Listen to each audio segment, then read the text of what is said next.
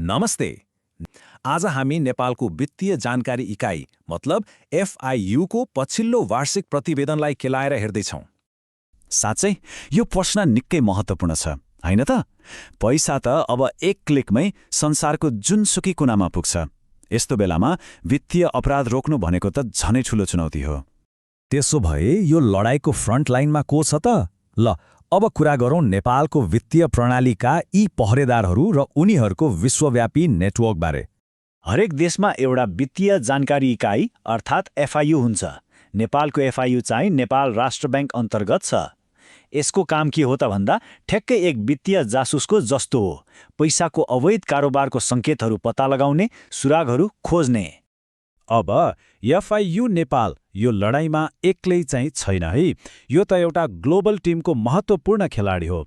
FATFले अन्तर्राष्ट्रिय नियमहरू बनाउँछ, APGले हाम्रो एसिया पेसिफिक क्षेत्रमा त्यसको निगरानी गर्छ, अनि यो एगमन ग्रुपले चाहिँ संसारभरका 177वटा FIUहरूलाई जोड्छ ताकि सूचनाको आदान प्रदान एकदमै छिटो र सुरक्षित होस्।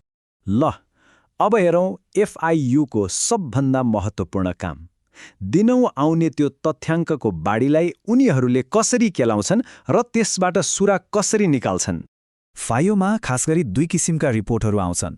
पहिलो हो TTR अर्थात् सीमा कारोबार प्रतिवेदन। यो भनेको एउटा निश्चित रकमभन्दा माथिको हरेक कारोबारको अटोमेटिक रिपोर्ट हो। बुझ्नुस् न, एउटा नियमित हेल्थ चेकअप जस्तै।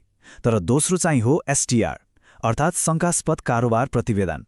यो चाहिँ जब कुनै ब्याङ्क वा वित्तीय संस्थालाई कारोबारमा शङ्का लाग्छ तब पठाइन्छ। यो त एउटा आकस्मिक अलर्ट जस्तै हो। अब यो तथ्याङ्कको आकार हेर्नुस् त, गएको आर्थिक वर्षमा मात्रै 22 लाखभन्दा बढी TTRs आए। सोच्नुस् त, यो त दिनौँ आउने जानकारीको एउटा बाढी नै हो। TTRsको तुलनामा STRsको सङ्ख्या त निकै कम छ, लगभग 9,500। तर यहाँ सङ्ख्याको खेल होइन, महत्त्वको हो। हरेक STR भनेको एउटा सम्भावित अपराधको रातो झण्डा हो जसमा तुरुन्तै ध्यान दिनुपर्छ। एउटा राम्रो कुरा के छ भने रिपोर्टिङ सिस्टम अब आधुनिक हुँदै गएको छ। यो GoAML भन्ने डिजिटल प्लेटफर्मको प्रयोग कति छिटो बढेको छ हेर्नुस् त। जम्मा 3 वर्षमा डिजिटल रिपोर्टिङ 76%बाट बढेर 98% भन्दा माथि पुगेको छ। अब यो किन महत्त्वपूर्ण छ त? किनभने यसले विश्लेषणलाई एकदमै छिटो र प्रभावकारी बनाउँछ। सुरागहरू छिटो पत्ता लाग्छन्। त्यसो भए FIUले लाखौं तथ्याङ्कको यो भिडबाट कसरी काम लाग्ने सुराग निकाल्छ त? ल अब केही वास्तविक केस स्टडीहरू हेरौँ जसले यो कुरालाई प्रष्ट पार्छ। यो विश्लेषण प्रक्रियाको दुईवटा खुड्किला छन्। पहिलो हो ट्याक्टिकल विश्लेषण, जसले आखिर भयो के भन्ने प्रश्नको उत्तर खोज्छ, मतलब तथ्यहरू जम्मा गर्छ। त्यसपछि आउँछ अपरेशनल विश्लेषण। यसले चाहिँ यो कसले र कसरी गर्यो भन्ने प्रश्नको जवाब खोज्छ। यसले ती छरिएका तथ्यहरूलाई जोडेर अपराधीको सञ्जालको एउटा पूरा चित्र बनाउँछ जुन अनुसन्धानको लागि पठाइन्छ। यो केस त साँच्चै गजबको छ। यसले हुन्डीको आधुनिक अवतार देखाउँछ। हुन्डी भनेको पैसा पठाउने त्यो पुरानो गैरकानुनी तरिका हो। अब यो चित्रमा हेर्नुस् त, एकातिर धेरै मानिसहरूले एउटा श्रीमान श्रीमतीको खातामा ऋण फिर्ता भनेर क्यास जम्मा गरिरहेका छन्। अर्कोतिर त्यो पैसा खातामा आउने बित्तिकै ससाना टुक्रामा बाँडेर अरूलाई पठाइँदैछ। अनुसन्धानले के देखायो भने यो नगद सङ्कलन त हुन्डी कारोबारको पाटो थियो र त्यसको हिसाब किताब मिलाउन क्रिप्टोकरेन्सीको प्रयोग भएको रहेछ। कस्तो चलाखी। अर्को केस हेरौँ। यो चाहिँ डिजिटल भुक्तानी सेवा प्रदायक मतलब PSP को दुरुपयोगसँग सम्बन्धित छ। यहाँ केही प्रष्ट रातो झण्डाहरू देखिए, जस्तै एउटा डिजिटल कारोबार गर्ने कम्पनीमा किन यति धेरै नगद जम्मा भइरहेको छ, त्यो पनि सीमावर्ती व्यापारिक क्षेत्रबाट। अनि पैसा जम्मा गर्ने मान्छेलाई सोद्धा पैसा कहाँबाट आयो भन्नै नसक्ने। यस्ता कुराले अनुसन्धानकर्ताहरूको ध्यान नखिच्ने कुरै भएन।